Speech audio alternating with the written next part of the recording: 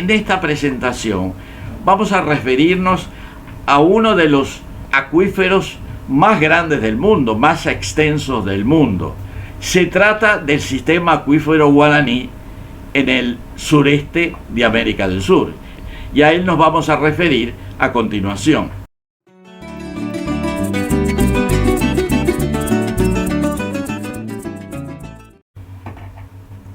El sistema acuífero Guaraní se refiere al agua contenida dentro de un conjunto de formaciones geológicas arenosas antiguas que se extienden por aproximadamente 1 millón de kilómetros cuadrados en el sureste de Sudamérica.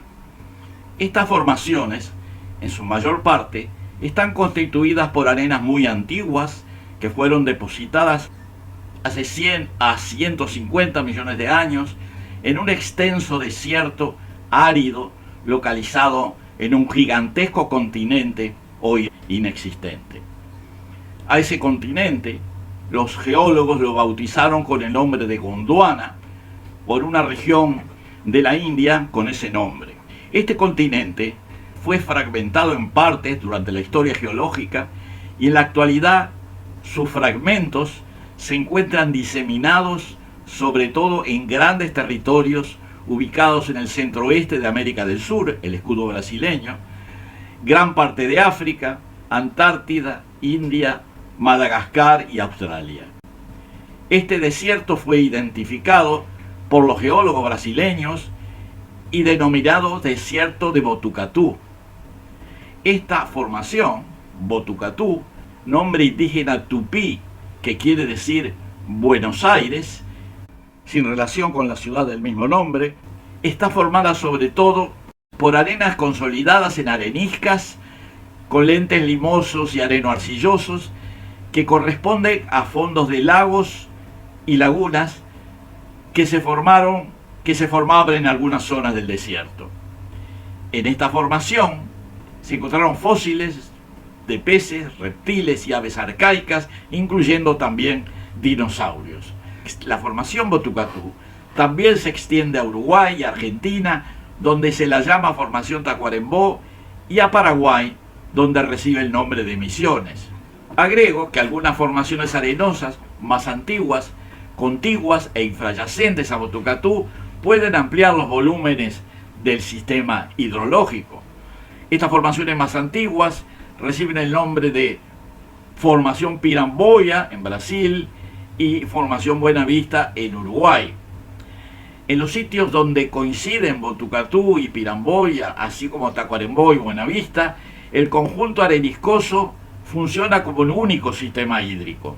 Estas formaciones dejaron de formarse hace unos 100 millones de años. Ese momento coincidió parcialmente con la erupción de numerosos volcanes cuyas lavas, llamadas basaltos por su composición, se extendieron hasta cubrir gran parte de las areniscas con un manto que en algunos lugares alcanza un espesor de 800 a 1000 metros. Estos basaltos, que son rocas que tienen porcentajes de sílice inferiores al 50%, tienen escasa viscosidad y esto les permite fluir en coladas relativamente extensas cubriendo las areniscas. A veces las areniscas, en contacto con las lavas fundidas, se metamorfizaron localmente, formando lo que se llaman las areniscas fritas.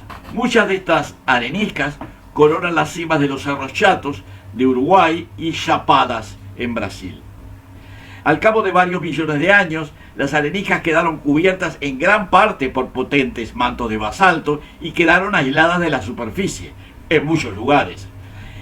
En algunos sectores donde no se depositaron las lavas, las areniscas se encuentran en la superficie o a muy baja profundidad. En esos lugares, el agua de la lluvia y de los ríos puede infiltrarse.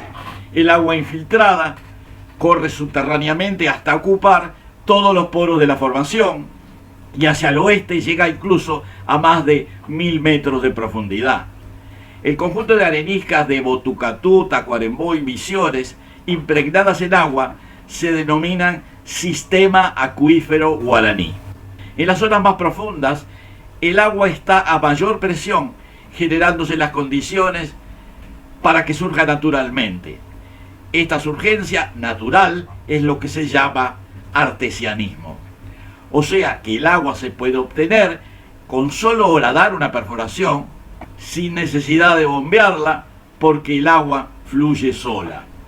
Debido a que la corteza terrestre aumenta su temperatura con la profundidad, 1 grado cada 33 metros aproximadamente, las aguas más profundas tienen temperaturas elevadas de 40, 50 e incluso llegan a 60 o 65 grados centígrados. Aprovechando estas características del acuífero, se han desarrollado establecimientos termales en varias ciudades de Uruguay y Argentina, como son, para mencionar solo las más conocidas, las termas del Arapey, las termas de Daymán, de Guavillú, Horacio Quiroga en Uruguay y vertiente de la Concordia, Federación y Ayuí en Argentina. En los lugares en que el acuífero no está cubierto por lavas basálticas, es posible su utilización mediante pozos poco profundos, de 100 metros o menos. En esos casos se la utiliza para actividades agropecuarias y localmente para abastecimiento urbano. Ejemplos de abastecimiento urbano utilizando el acuífero son la ciudad de Ribeirão Preto, en el norte del estado de São Paulo, y la conurbación Rivera Livramento, en la frontera entre Uruguay y Brasil.